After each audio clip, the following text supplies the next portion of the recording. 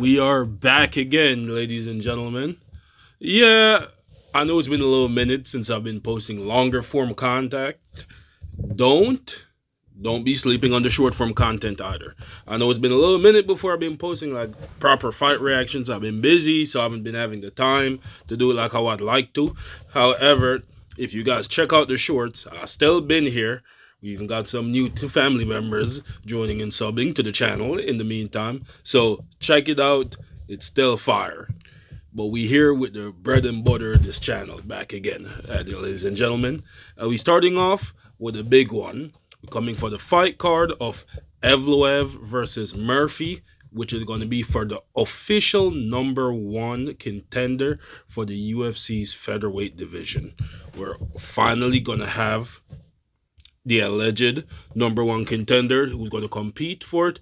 We all know that the real #1 contender has been Evloev for a while, but he keeps getting snubbed, kind of similar to what they keep doing to Imavov. But right now, in this card, let's see if they actually stick to their word and actually give the winner of this fight their shot at the title in the next fight against the champion, Alexander Volkanovski. But we're going to start this one hot and heavy with the early prelim openers. You all know how we do. Starting with the early prelims and we're going all the way to the main event. But we're going to be starting with the early prelim prediction of Chanel Dyer versus Ravina Oliveira. This matchup should be a pretty interesting one. I know that a good amount of people are probably leaning towards Dyer, and I'm one of them. I think Chanel Dyer actually got this one. I know that Oliveira probably a little bit more experienced, but she is coming off a loss. I know I usually go with the people coming off a loss, where I'm more accurately, I usually am a little bit biased towards people coming off a loss. Believe that they'll fight a little harder, they'll be a little bit more foot to the fire. But Chanel Dyer being a debutante, having a pretty solid record and history prior to joining the organization, I think that in this matchup, her striking will be the differential. I think that she'll be able to find the openings and really wear down her opponent a lot better. I think that Ravina Oliveira is going to try to make it gritty, try to introduce the grappling. If she isn't able to slow her down with her own striking, I just don't see that happening. I think with that, Chanel Dyer is going to end up getting it done, picking her apart a little bit, and winning by most likely decision in the end. Moving on to the next fight, we have Shamrock versus Abdul Karim Al-Sawadi. This one, both fighters coming off losses. However, I am leaning towards Shamrock. I'd like to say that I like him a little bit more when it comes to a stylistic matchup. I think that skill set wise, he has more weapons to utilize. I think that he also might be a little bit more gritty when shit gets ugly in this matchup. I think he'll be able to grit it through a little bit.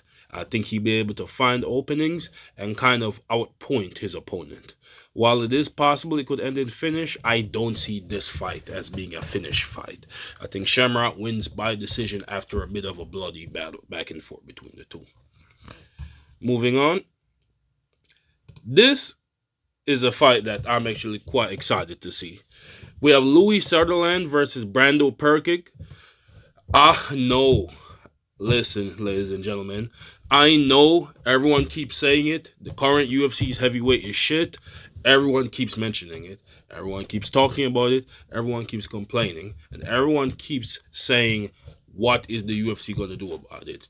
But I feel like we have not been giving enough credit to the organization for this wave of new blood and fresh heavyweights that they have been trying to welcome in to try to revitalize this division. It hasn't been loud, but it has been constant and evident. It's the reason why we have people like Brando Perkic coming in. We have, I know his last performance was absolute shit, but we have Talison Teixeira, and we have other heavyweights that the UFC have been bringing in constantly. We even managed to get a new star like a Waldo Cortez Acosta. So we have this division, once again, who also didn't have the best last performance. However, the division has been constantly getting new blood in an attempt to rebuild. I don't think it's going to happen this year, but I do think by the end of next year, the UFC heavyweight division is going to be looking very different, and we will have a very different perspective on it than we do right now in this moment. To get on to the actual fight, though, Louis Sutherland versus Brando Perkic. Brando Perkic is one of the heavyweights that I've got my eye on. He's one of the heavyweights that I think has good potential in the division. Another person who I also have my eye on, for example, is a Valdo Court. What the hell am I saying? Man, is Walter Walker. I said, yeah, because I was going to say Waldo Cortez Acosta, but I already sung his praises. But another heavyweight I have my eye on is of Walter Walker, for example. So a lot of these newer heavyweights that are kind of running through the division, I think Brando Perkic and Louis Sutherland are two people that they're trying to bring up. But Brando Perkic is really the one I got my eye on. I believe he's one of the training partners of Izzy. I think they all are part of that same camp, that New Zealand, Australia camp. I think Brando Perkic gets this one done, and I think he gets it done by stoppage. I think he's a lot more aggressive. I think he's a lot bigger. Like, he's a real heavyweight. Louis Sutherland is not a small guy, as you can see by the pictures. You'd assume he's the bigger one of the two. And while he's the heavier, he's actually the smaller in height, and he's the smaller in leg reach, and he's the smaller in actual arm reach as well. Overall, he's a smaller guy, but Perkic is more cut. He's more lean. He's not skinny. He's not slim. He's not super duper cut. He's not a Gelton Almeida when it comes to physique, but Brando Perkic is very, very big. He's also very imposing and a very aggressive fighter. He has a lot of power in his hands and a lot of willingness to risk it as well. I think Louis Sutherland gets overwhelmed. I think it's going to be too fast-paced for him. I think that it's going to be too many power shots. This is heavyweight.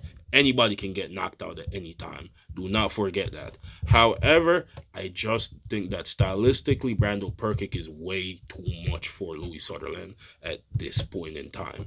And I think that Perkic gets it done in the first round. I think that at longest, this fight might last to the second.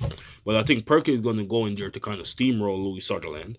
I believe that if Perkic doesn't end it in the first round, he gets finished in the first round, because I think that he's going to be so willing to engage, he might leave himself some openings, and Sutherland might be able to find a counter in that. I just don't foresee that being the outcome of this fight.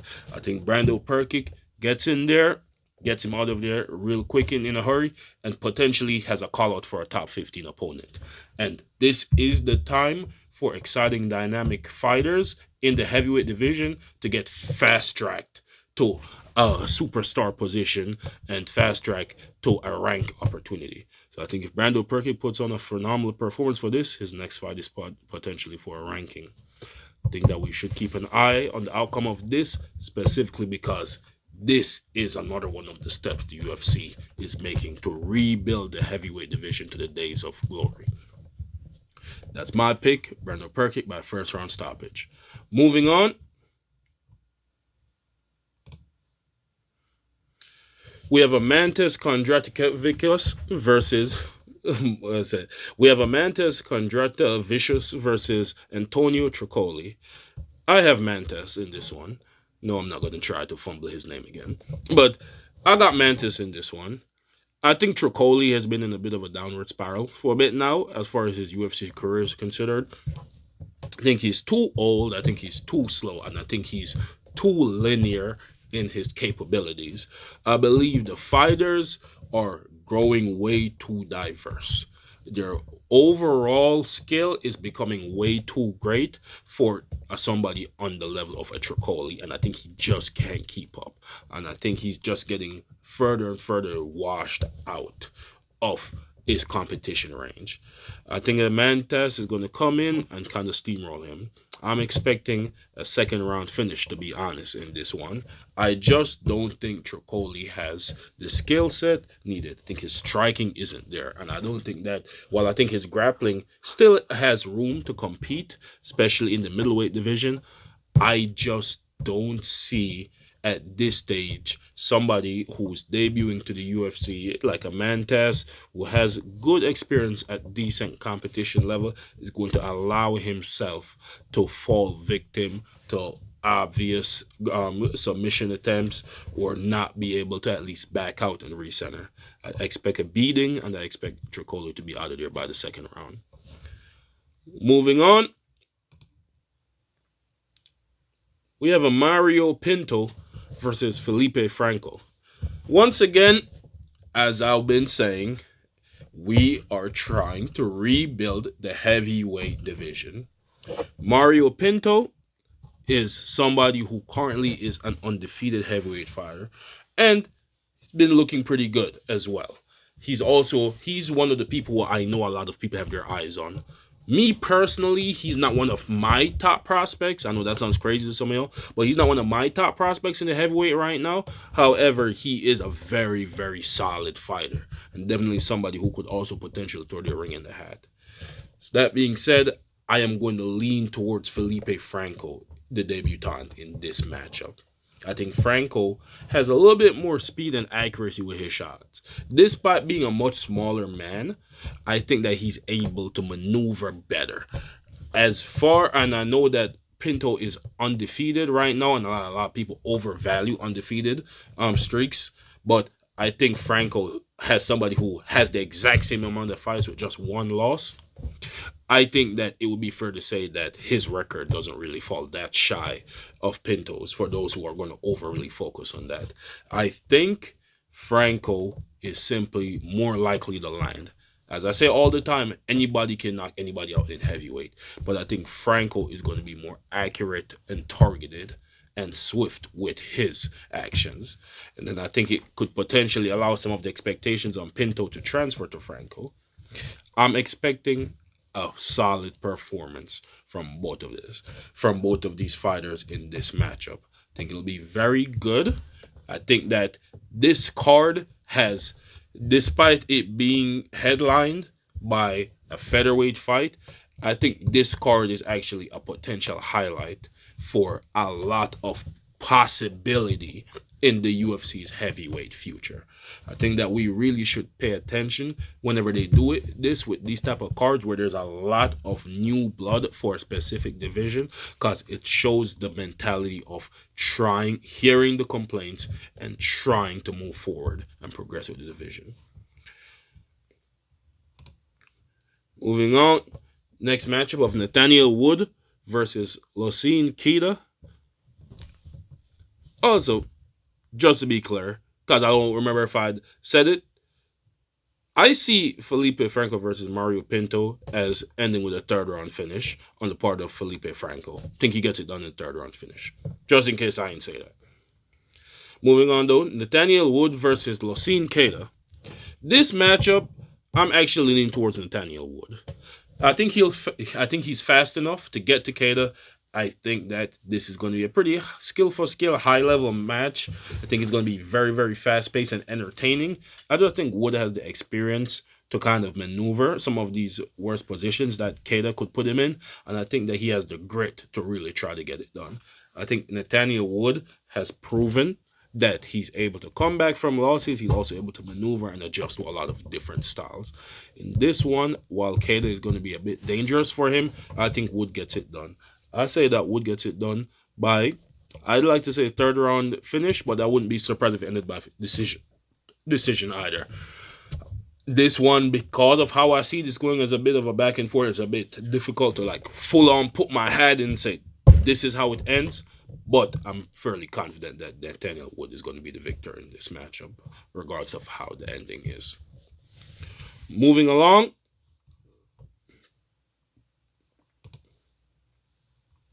we have the feature prelim of Mason Jones versus Axel Sola. This one, to be honest, I'm leaning towards Mason Jones. I know Axel Sola is going to be a bit of an overwhelming presence to him in this one. I'm expecting it to be a hard, fast-paced fight. But this is one of those, I'm just leaning towards Mason Jones. I think Mason Jones has the grits to kind of try to get out of some of those bad positions. I think he potentially presents a lot of danger for Axel Sola as well as far as power, striking, and a bit of the chaotic aspect is concerned. I wouldn't be surprised if Axel Sola wins this, but I do believe that it'll be a good test and or a good showcase for him. This will either be an opportunity to show for Axel Sola to showcase the difference in levels, or it will be an opportunity for him to overcome and elevate to a next level. Either way, for me though, I see Mason Jones winning this one by decision.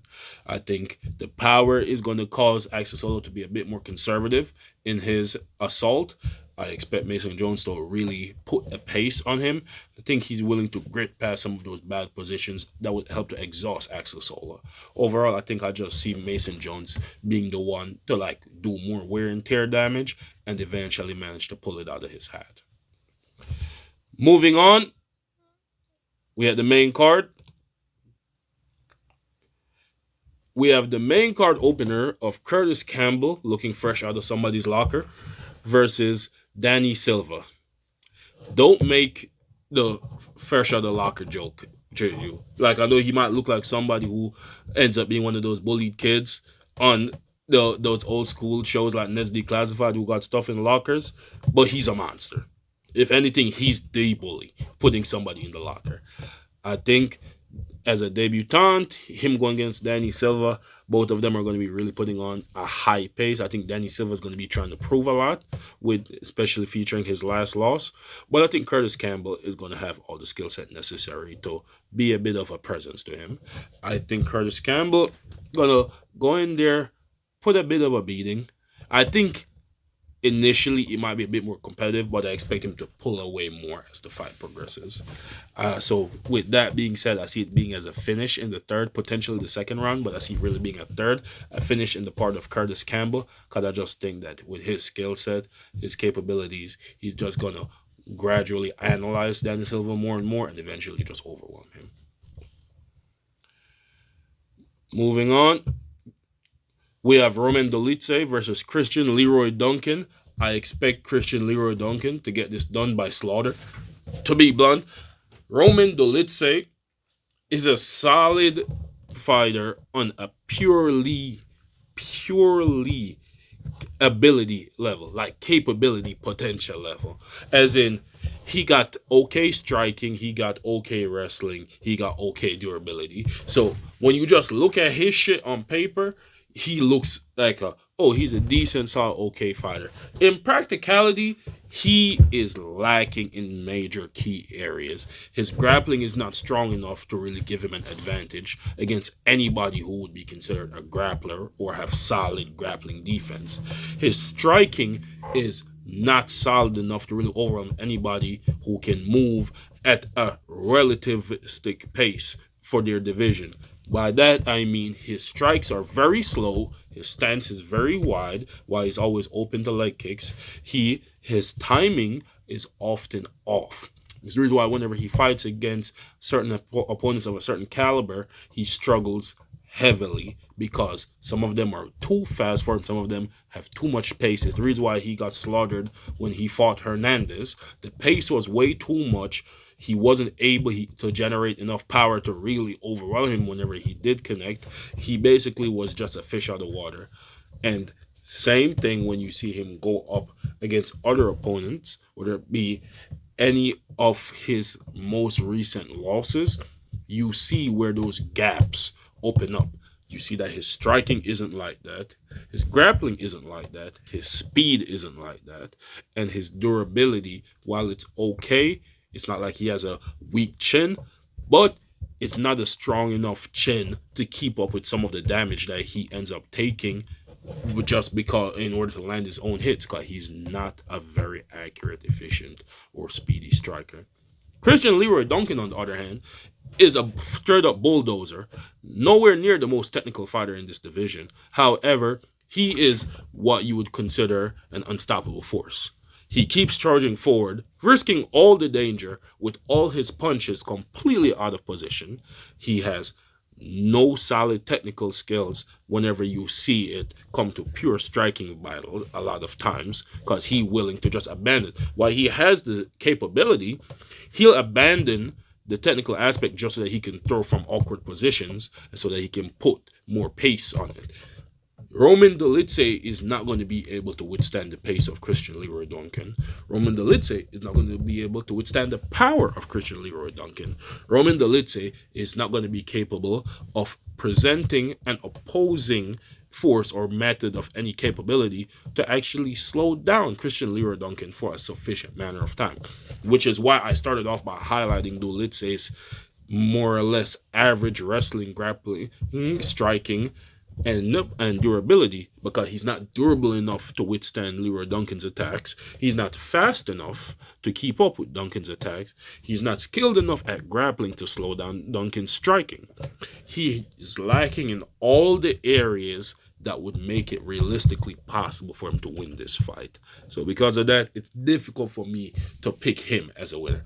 I got Christian Leroy Duncan by second round finish. Duncan, if I had to go with it, I think Duncan either knocks him out cold, or TKOs him by the second round, just because of the pace. It gets really overwhelming at times, and I don't see Dolidze being able to keep up with that or present enough power to keep Duncan humble. That's how I see this fight ending. Let's move on to the next one. This is a nice one. We got Iwo Barniskewit versus Austin Lane. We saw his last performance. We know Iwo is like that. I think Iwo get this one done. I loved his matchup against Ibo Aslan. Battle of the Caucasians with three letters in their names. It was a beautiful fight. Very brutal, as far as very bloody. Very much looked like a bar fight, but it was very entertaining. I don't think Austin Lane looks like that against Iwo, because I don't think Austin Lane keeps up long enough to look like that against Iwo. I think Iwo gets him out of there in the first round. Just overwhelming pace, way too much power. Excuse me. Like, overwhelming pace, way too much power. Like, just too much force, too much size. I get it. I know Austin Lane is taller. You see the big difference in I know Austin Lane is taller, but I think Iwo is more compact. He might be taller, it might be heavier, but Iwo is more compact as far as utility wise. It's way too much power, pace, overwhelming. Austin Lane does not have the skill set necessary, in my opinion, to really weather that storm and or redirect that pace. My opinion, Austin Lane gets finished in the first round. If he's lucky, maybe the second. Moving on, we have Michael Venom Page, MVP, versus Sam Patterson. I don't know how many of you guys have been keeping up, but Michael Venom Page has been complaining a bit even before the UFC, but he's saying that even he was surprised that this is still an issue with getting fights, because a lot of people don't want to fight him because he's such a risk in the division, and for good reason. MVP, one of the best and trickiest strikers currently in the UFC. My opinion, I think he gets Sam Patterson out of there. With how he fights, sometimes it's always possible that he could get a finish, but a lot of times MVP is a bit of a decision merchant himself at times. But I think he likes to joke around. He thought MVP likes to make the fight last. He intentionally stretches out a lot of fights that he could end early, to be honest. But I think with this one against Sam Patterson, I think stylistically Patterson just doesn't have enough to present to him. He's not fast enough to hit Page cleanly. He's not skilled enough to really implement a proper grappling strategy. I just don't think that he really has any aspect that could really wither MVP or wither the storm of MVP outside of MVP carrying him to the end. I don't know if MVP is going to be willing to do that, because he's been so frustrated with not having a fight for a while. So he might try to make it last. He might do one of those things where because he hasn't had a fight in a while, he tries to make the fight last, or he might straight up just get him out of there as swiftly as possible, just to vent some of his frustrations. In my opinion, I think Michael Venom Page gets this done in the third round. I think it's going to be a pretty one-sided beatdown, to be honest, but anything's possible. This is MMA. But moving on, we have Luke Riley versus Michael Aswell Jr. This one, keep it plain and simple, I got Luke Riley. I think Luke Riley is just a better fighter. I think he's more skilled. I think he's more capable. I think that he's got better fight IQ. Overall, I think he's just better. It's not really anything crazy. Like, it ain't nothing to really worry about. It ain't Michael Aswell got this glaring gap in this area, or I think that he needs to do this much more better. I think Luke Riley is just a little bit better everywhere. And because of that, he's a bit capable of implementing his thing. I know a lot of times Luke Riley looks like he struggles a lot with fight. Kind of similar, ironically, a bit similar to Paddy Pimblett coming up. I know they're boys, same camp, all that good shit. But kind of similar to Paddy Pimblett in certain matchups where like he looks like he's struggling against opponents he shouldn't. So you end up expecting him to get washed in the next level up, and that doesn't happen. Yes, I know Gaethje beat him silly, but outside of that, he keeps kind of winning in times and against opponents you didn't expect. That's a bit Luke Riley. I just think Luke Riley is just better than him in all areas and aspects. I think it's going to look a lot closer than it actually is. So I got Luke Riley by decision. Moving on, we have the main event of Movsar Evloev versus Lerone Murphy. I am very excited for this fight.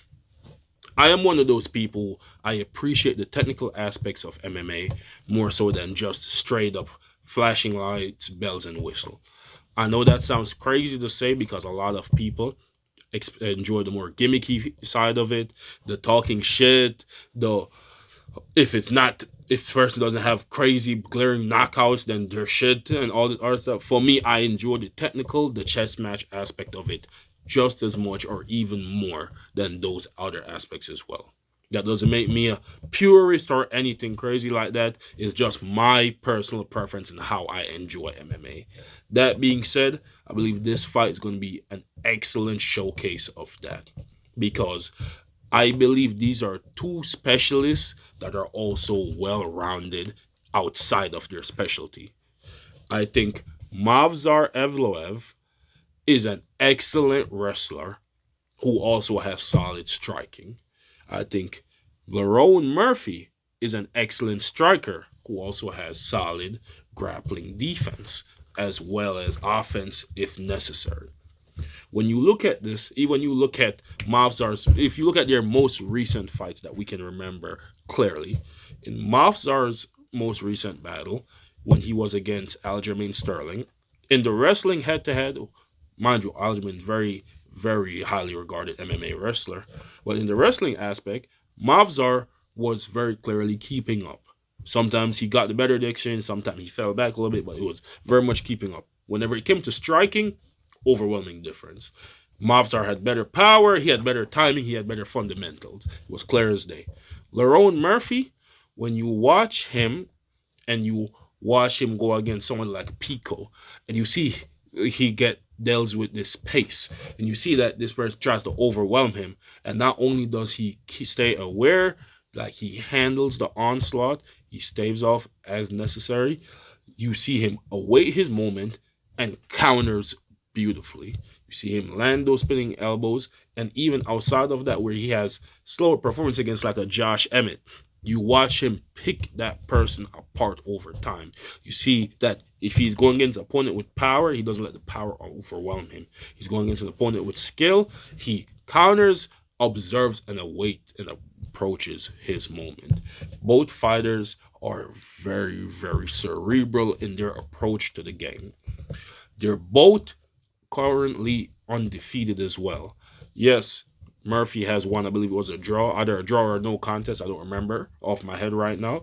But neither of these two fighters have had a loss. They are both undefeated fighters. So it's been some time since we had a undefeated versus undefeated matchup at the top of the division.